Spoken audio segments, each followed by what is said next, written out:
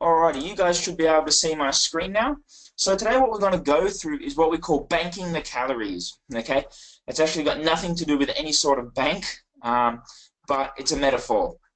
So banking the calories, basically what that means is it means you're saving those calories up for a rainy day, all right? Or you're saving those calories up for a very, very sunny, fun-filled celebration, plenty of food kind of day, all right?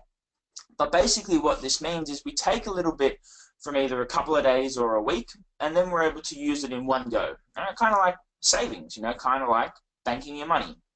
So it's exactly the same thing. So the principles of this, how this works is you can't do this over an incredibly long period. A week is the maximum, okay?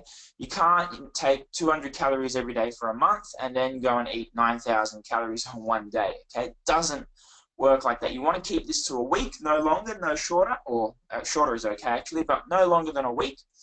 And how it works is you take a little bit from each day, okay? We've got to do it in a specific amount. You don't want to have too much. You have too much, it'll actually damage how you feel and how you function through the week. So we want to make sure we stay on top of that. And then when you're ready, whether it be on the Saturday, the Sunday, or the day you've got the celebration, you're able to use it all in the one day. The most important thing here, though, is the balance, okay?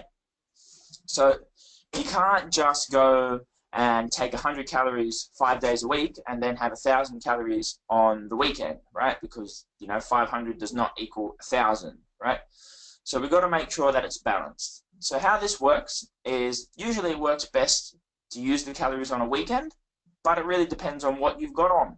Maybe what you've got on is on a Tuesday or a Thursday. That's fine too. So what you do in the days leading up to it, so I use Saturday as an example because it's easy to understand, everyone gets it, is the Monday, the Tuesday, the Wednesday, the Thursday, and the Friday, okay, you'd want to take between 100 to 200 calories less. So you're going to eat 100 to 200 calories less per day.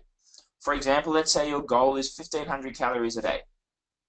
You're going to eat between 1,300 and 1,400 calories per day. Okay, no less than 1,300. Anything less than 1,300 and it's no good for your body. Right?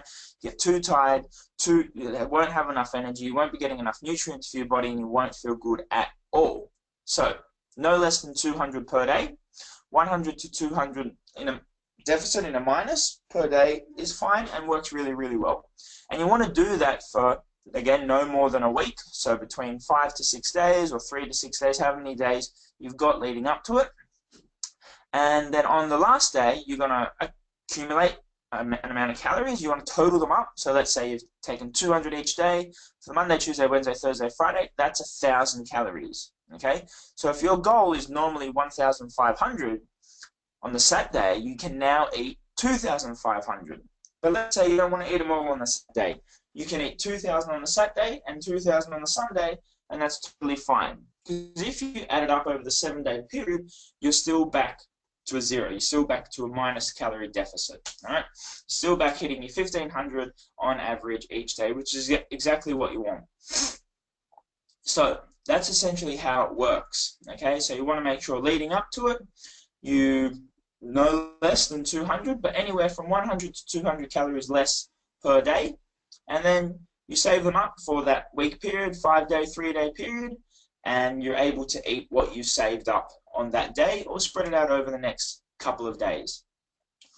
But what happens when something happens and it hasn't been planned for? Let's say you go out for a really big lunch today, your boss invites you out, your friends invite you out, and you have no idea that it's going to happen, and you go 1,000 calories over, okay?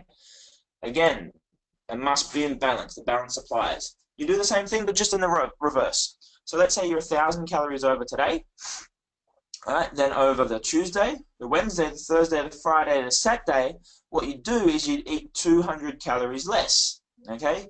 So instead of eating, again, use 1,500 as an example.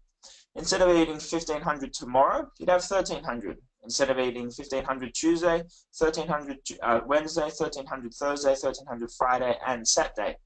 And then at the end of the Saturday, you're back to where you ought to be. So you've gone through the week, you've had a slip up, but you've been able to correct it, and essentially you're back in the same position as if nothing had ever gone wrong. So you're still on track, you're still making great progress, and you're still able to have those things come up, you're still able to plan for them if you know they're coming up, and you're still able to recover from them if you don't know they're coming up. So that's what banking the calories allows us to do.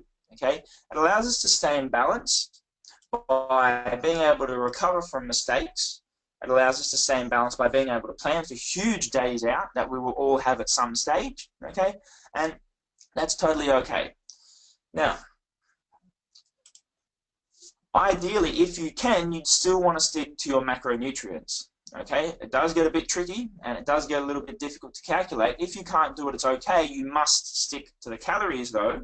Okay, but one thing I do recommend is trying to get your fiber in each day. All right, if you do that, you'll stay fuller for longer and you won't get these, sugar rebounds after you have this big day out or whatever it is, and you'll still be able to keep an even keel without getting too tired, too hungry, or too cranky from all these sugar ups and downs. So if you're able to stick to the macronutrients over the course of the week, fantastic. If not, aim for just the fiber and the calories. And once you do that, you'll be able to celebrate, you'll be able to have as much cake as you want, you'll be able to eat your cake and have it too, okay, which is cool. And you'll always be able to eat out on demand whenever you want, no limits, no stress, and really you can basically do anything and go anywhere at any time. Even if it's not planned for, you'll always have this in your back pocket knowing that you can recover from it. So that's all for today's training, and that's how you bank the calories like a pro.